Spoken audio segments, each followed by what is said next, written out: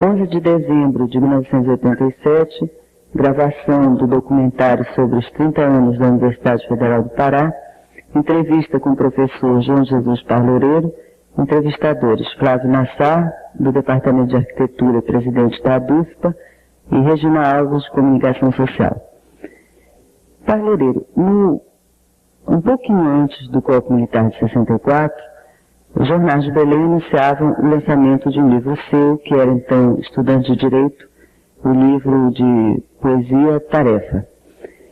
Esse livro foi apreendido, você foi preso.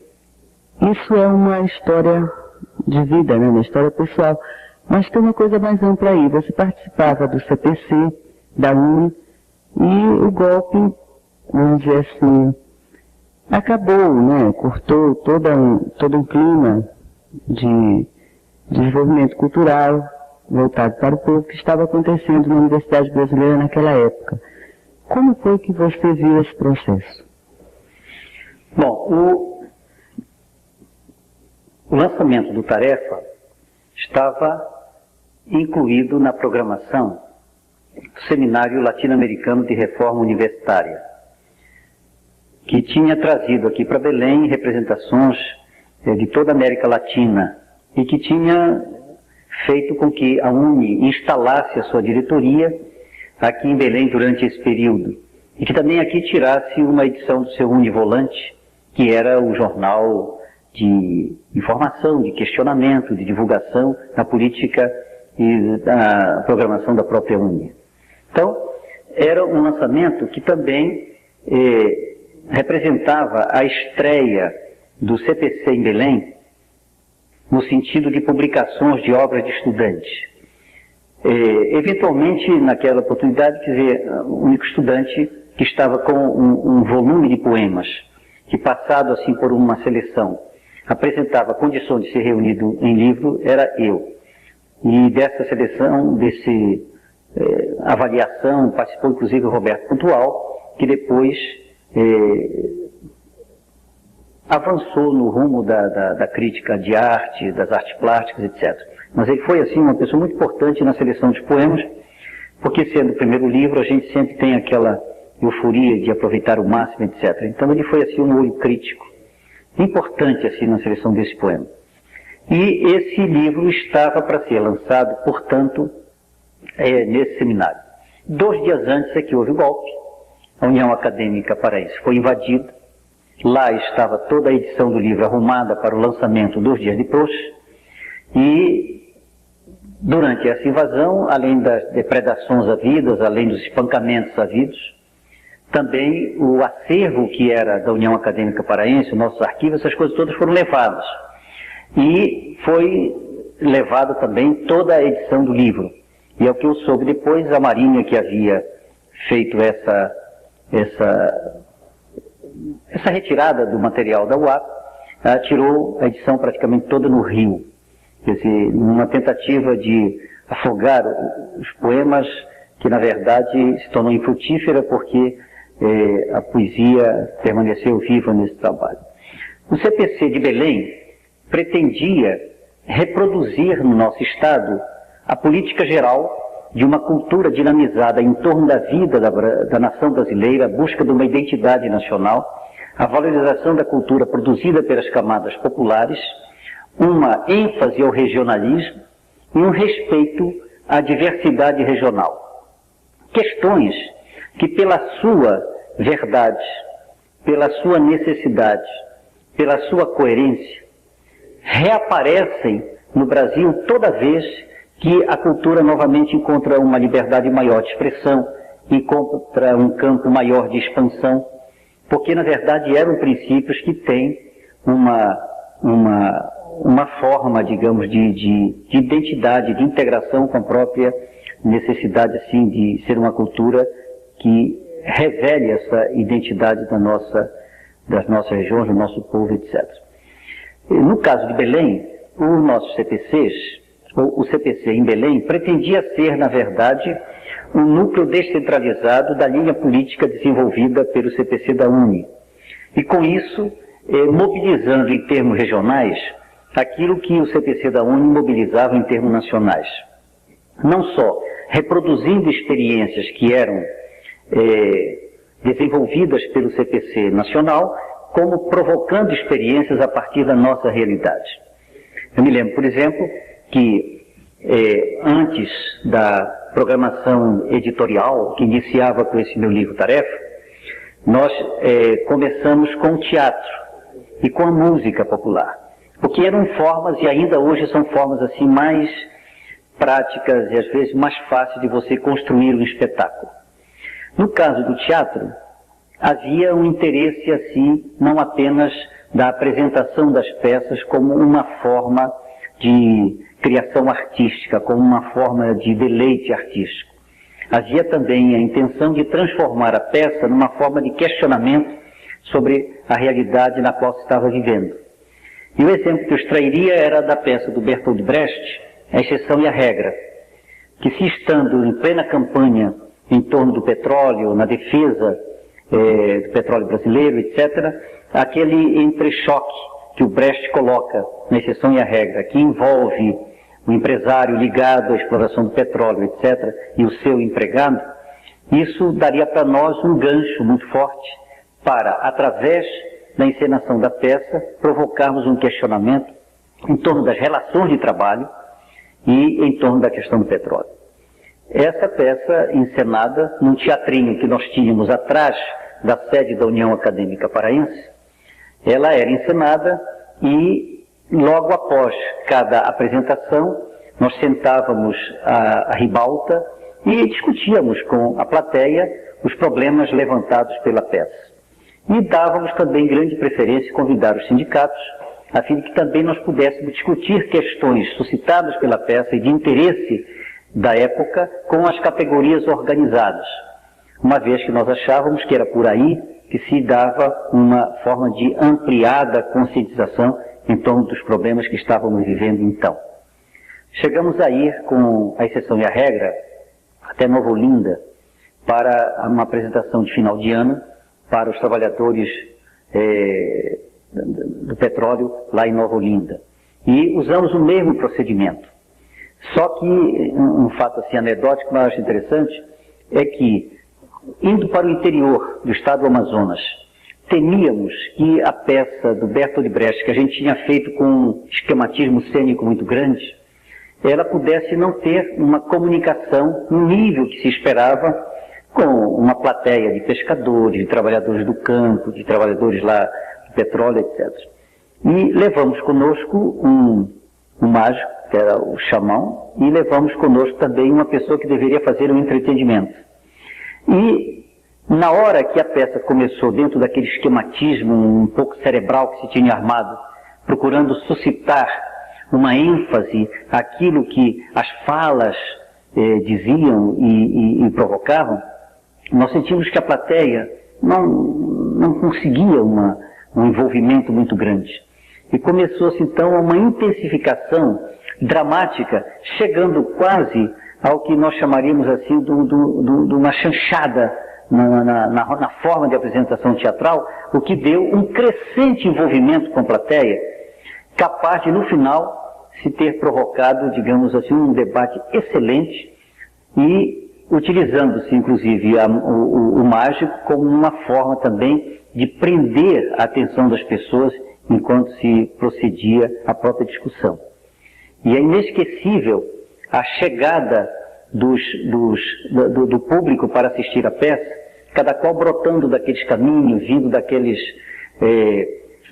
do mato, quer dizer, focando a sua lanterna, trazendo uma lamparina acesa. De repente, a gente ali no meio do casarão onde estava o palco, de repente a gente via como se fosse, digamos assim, uma multidão de coisas iluminadas, de seres iluminados que vinham brotando da escuridão em torno, no caminho da representação.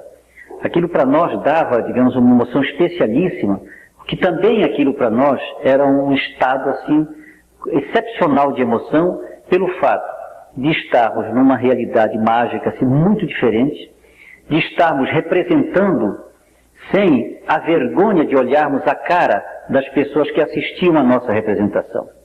Era a consciência de estar procedendo um espetáculo artístico sem a vergonha de contemplar as pessoas carentes que assistiam àqueles espetáculos artísticos, porque era uma arte que se voltava para a luta daqueles que estavam, na verdade, ansiosos e necessitados de uma reversão do seu processo social. Então, nós não tivemos muita chance de amadurecer o trabalho no CPC. O nosso CPC aqui já entrou numa fase de 63 por aí para frente. Eu antes tinha participado no Rio de Janeiro, através da UNE, em experiência do CPC ligadas à aplicação do método Paulo Freire na favela da Rocinha. E nesse período também tinha produzido vários poemas para serem aplicados no processo de alfabetização de adultos. Eram poemas, alguns feitos pelo Ferreira Goulart, que já estava com todo o brilho já de um poeta consagrado pelo primeiro livro dele, nacionalmente assim admirado. Era os grupos ligados ao MPB4, Cacá Diegues, em suma, era um grupo que já tinha uma certa iniciação literária e artística, e por isso nós produzíamos, sempre naquela linha da redondinha, na linha do cordel, produzíamos poemas para serem utilizados no processo de alfabetização de adultos via UNE, via CPC da UNE. E esse material todo meu também foi retirado da União Acadêmica, no pacote das coisas minhas que estavam guardadas lá dentro. Foi também retirado e destruído uma peça de teatro que àquela altura eu tinha escrito com base na estrutura do nosso Pássaro Juninho e que era dentro de uma linha de apresentações voltadas para a nossa arte, digamos, participante. E estávamos, nesse momento, programando um grande encontro de cultura popular e dos CPCs, onde se iria rediscutir o problema da relação entre forma e conteúdo. Quando se achava que a etapa de suscitar temas, suscitar problemas, suscitar questionamentos e estabelecer uma ênfase conteudística para as programações, era uma etapa que já estava mais ou menos conquistada. E começávamos então a discutir o ultrapassamento disso no rumo de se fazer uma arte em que o formalismo, em que as contribuições formais se aditassem àquela expressão de conteúdo político e social que era, digamos, muito marcado no nosso trabalho. Eu diria, o CPC começava numa fase de repensar a sua experiência. E no repensar a sua experiência estavam rumos de aliar a contribuição da herança formal à contribuição da herança conteudística que nós estávamos enfatizando. Achávamos que o CPC deveria entrar numa fase nova em que o duplo engajamento deveria acontecer. Um fortalecimento no engajamento conteudístico e um engajamento novo, que era o engajamento formal. E eu diria que desta fusão nós tivemos alguns exemplos posteriores, mas ficou inteiramente castrada pelo golpe esta fase evolutiva do CPC. Eu citaria como exemplo o Rasga Coração, do Oduvaldo Viana Filho, que participava dos CPCs e que representa já uma fusão do conteúdo formal com o conteúdo político e social das peças. Já era, digamos assim, uma síntese provocada por uma experiência.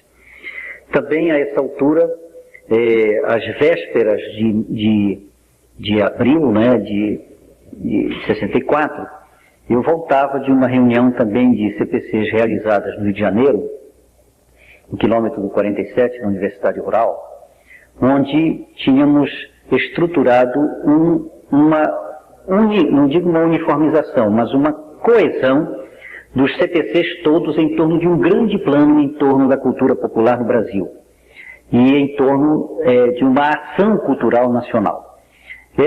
Esse plano tinha 7 coordenadores, dos quais me lembro bem o Ferreira Goulart, me lembro bem a Tereza Aragão, me lembro bem a Isa Guerra, e eu participava como representante da região norte nessa coordenação nacional. Pretendia-se fazer uma ação conjunta em que os CPCs regionais seriam operacionalizadores de um projeto geral em torno da cultura brasileira, em torno da nossa identidade. Isso, evidentemente, foi mais, digamos, uma etapa que ficou castrada com o golpe de 64.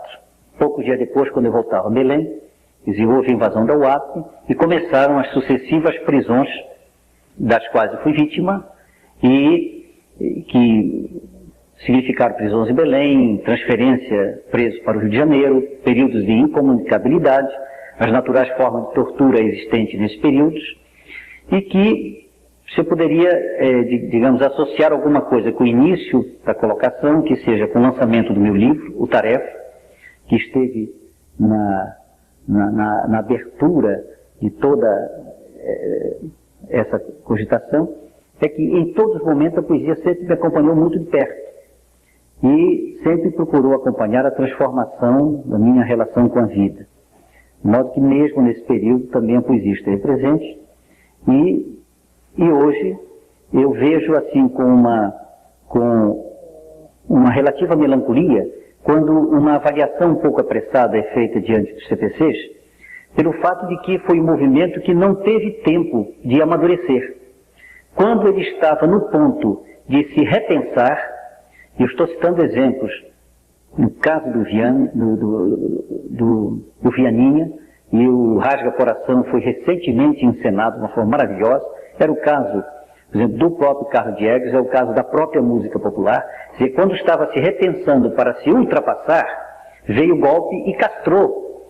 Quer dizer, o golpe significou a castração de um período de evolução da arte brasileira em torno de si mesma e por si mesma, irrecuperável, eu acho, na sua história, porque as relações de força naquele tempo eram diferentes e a nossa relação com o capital eram outras também.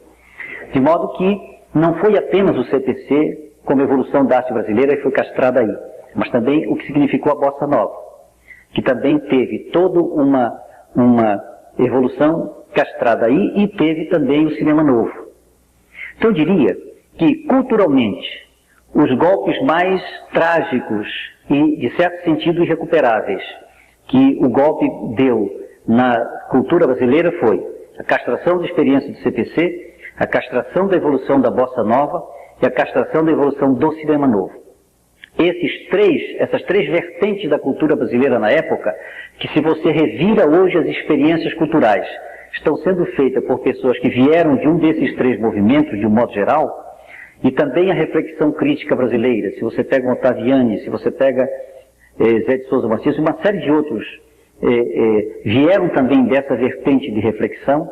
Se você pega o teórico do cinema, alguns teóricos no campo da literatura, no campo da música popular, você vê que vieram desse período de fermentação intelectual. Então você percebe como o golpe militar representou, na verdade, uma perda para a cultura brasileira irrecuperável. Irrecuperável por quê? Porque a relação com o capital era outra, e porque a relação com a educação era outra também. Porque a reforma do ensino, para concluirmos, quer dizer, a reforma do ensino significou o corte temporal na evolução de um sistema de vida brasileira, que eu digo representado naquela altura por essas três vertentes, que combinada com o corte na educação, fez que nós caíssemos nesse marasmo em que muitas vezes desesquecer é a coisa mais nova que você tem que para apresentar nesse país. Quer dizer, desesquecer aquilo que nós fomos obrigados a esquecer é, na verdade, uma forma de religar uma etapa brasileira de experiências vivas com uma possibilidade de recriá-la através de condições de luta e de criatividade atuais. Em 64, você era um estudante com um livro jogado no Rio, preso. Hoje você é um secretário de Estado de Cultura. Mas, entre uma coisa e outra, né, você sofreu longos períodos, assim, eu diria, quase que de perseguição mesmo, né, em Belém do Pará. E eu acho que uma das coisas mais famosas, né, que muita gente acompanhou aqui em Belém, foi a questão da sua entrada na universidade. Você tentou várias vezes, uma das pessoas que esteve aqui dando depoimento foi o professor Horácio Barreto, que nos disse, inclusive, que a responsabilidade por aceitar você na universidade coube a ele. Como é que foram essas tentativas e como é que realmente você entrou? Pois não. Bom, as sucessivas prisões, além das marcas pessoais que eu não coloco, digamos assim, a desnudamento, mas as questões sociais decorrentes daí. Não foram poucos os casos, por exemplo, de ver pessoas atravessarem, digamos, as ruas para não conversar, para não estender a mão a uma pessoa que trazia a contaminação do risco, da perseguição, do SNI atrás, etc. Quer dizer, os empregos, quer dizer, bastava assinar, digamos, um artigo no jornal para que imediatamente houvesse uma pressão para a demissão, para o afastamento do trabalho. Em colégios, inúmeras vezes, eu tive gentilmente meu contrato de trabalho cancelado, porque as famílias, alguns pais de alunos ou alunas faziam pressão para que o professor subversivo, etc., não fosse mantido ensinando no colégio. Eu, durante muito tempo, fiquei na condição, por exemplo, de lecionar particular nas casas, quer dizer, ia nas casas lecionar literatura ou lecionar gramática, que geralmente era em casa de pessoas amigas ou conhecidas, então era uma forma de sobreviver num período de profunda assim, discriminação e de perseguição também. E no caso, por exemplo, da universidade, que dentro da carreira do magistério significava, digamos, uma aspiração, foram vários concursos feitos. E esses concursos todos sempre num período em que a universidade submetia a aprovação dos seus contratados, ou por contratar, à seção do SNI que funcionava dentro da universidade e que triava os assuntos da universidade. Então, os concursos que eu tinha feito, e concursos em que tinham obtido aprovação credenciadora de contratação, e a maioria dos casos tinha acontecido de aprovação em primeiro lugar, eram concursos muito locais, muito localizados, em que eu não tinha, digamos assim, uma forma maior de pressão sobre eles, eram concursos internos. E ocorreu, por exemplo, uma circunstância em que fui aprovado aliás, fui chamado para dar uma disciplina, um curso de filosofia, e depois foi retirado da sala de aula por pressão à vida do setor do SNI dentro da universidade. E a culminância desse processo foi quando criaram os cursos de comunicação, artes e comunicação. E a criação desses cursos implicava na abertura de novas vagas, e novas vagas aprovadas pelo GASP, e o concurso sendo aberto em nível nacional, cuja aprovação tinha que ser publicada no Diário Oficial da União.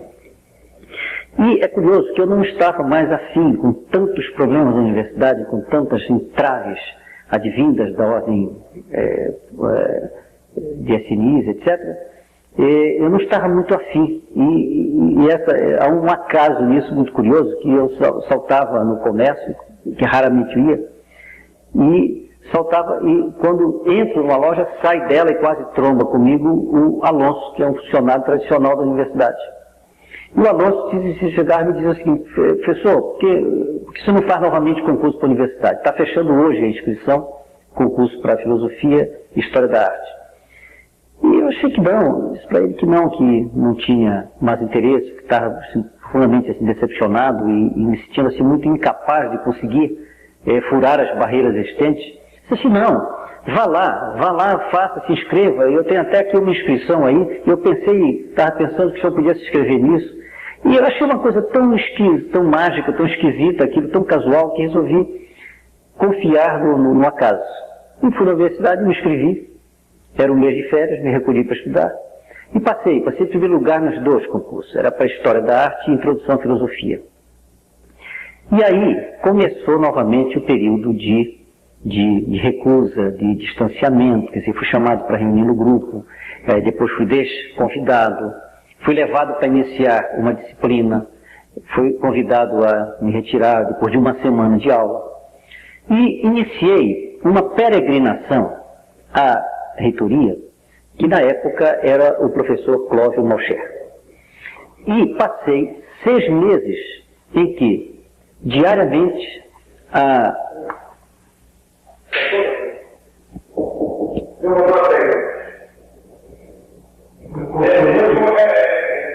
partir do que foi o Alonso. A partir do Alonso,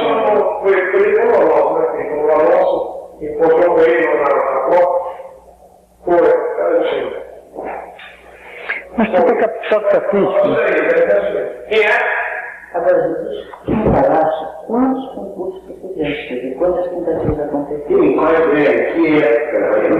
Acho que eu não estou fixando direito, sabe? Quanto tempo ainda tem de acordo? Então, casualmente encontro com um funcionário tradicional da universidade, que era o Alonso, e que nesse encontro casual, no comércio, digamos, uma manhã, coisa que também não era costumeiro para meu tipo de atividade na época, ele subitamente encontrasse comigo, me lembra que estava nesse dia encerrando um concurso para História da Arte e Introdução à Filosofia na Universidade, e que eu devia me inscrever. Disse que não, que já era o quarto, aproximadamente quarto concurso que havia, e eu não tinha conseguido aprovação nos outros, mas não tinha conseguido contratação, deixando que se expirasse o prazo de contratação, etc. E que estava assim profundamente magoado com tudo isso e estava querendo esquecer. E ele insistiu tanto comigo que eu achei uma coisa assim estranha e resolvi me inscrever nesse dia, recolhi durante um mês de férias para estudar e fui aprovado em primeiro lugar nos dois concursos, de Introdução à Filosofia e História da Arte. Bom, foi aprovado em primeiro lugar e com uma boa margem de diferença, o que me dava a garantia de ser, por lei, a contratação prioritária. Mesmo assim, ela não ocorreu logo. Quer dizer, nos primeiros 6 meses, eu fui chamado para reunir com um grupo de filosofia, foi designada uma turma, eu comecei a lecionar a turma, uma semana depois veio uma contra-ordem, eu tive que me afastar da turma, à espera de uma nova convocação, e ela começou então a durar, né? E a duração dessa contratação foi esgotando o primeiro ano. Nisso, eu recebi publicado pelo Diário Oficial da União o resultado do concurso, em vaga aberta pelo DASP para a constituição dos cursos de arte e comunicação. Portanto, não era um concurso interno, era um concurso nacional, um concurso que tinha o aval do DASP e que era para preencher vagas novas abertas na universidade. Então, eu me dirigi à universidade e falei que ia impetrar o mandado de segurança para garantir a minha entrada e contratação, visto que, com mais 6 meses, expiraria o prazo para ser contratado.